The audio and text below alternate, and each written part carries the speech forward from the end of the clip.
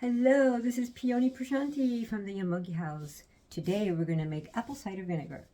First of all, you need some apples that fell from your tree and some white sugar and a cloth.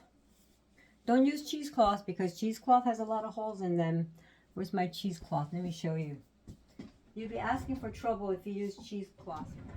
Unless you like triple them. You see all the holes in here? All the fruit flies are gonna get through that. So you know what I did? I went online and bought some baby diapers, like unbleached, organic baby diapers. And then you're gonna need a big jar like this, and some water, a big spoon, a rubber band. So what I had done was I had cut all the apples up.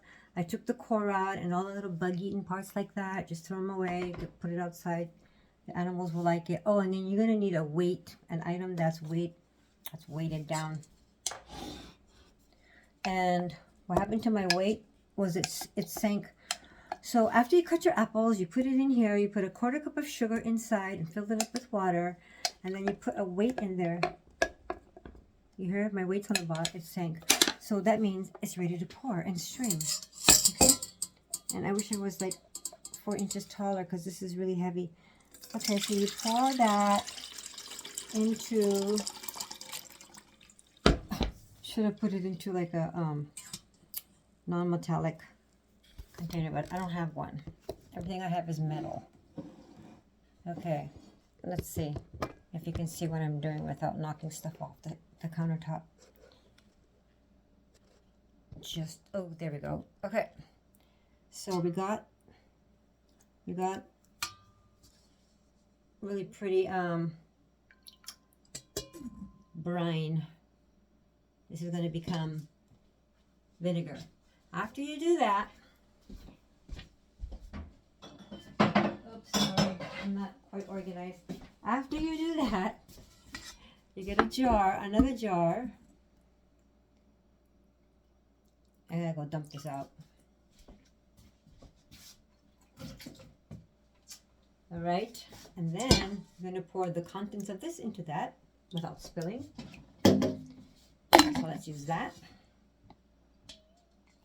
Pour all of that in until it fills up to the top.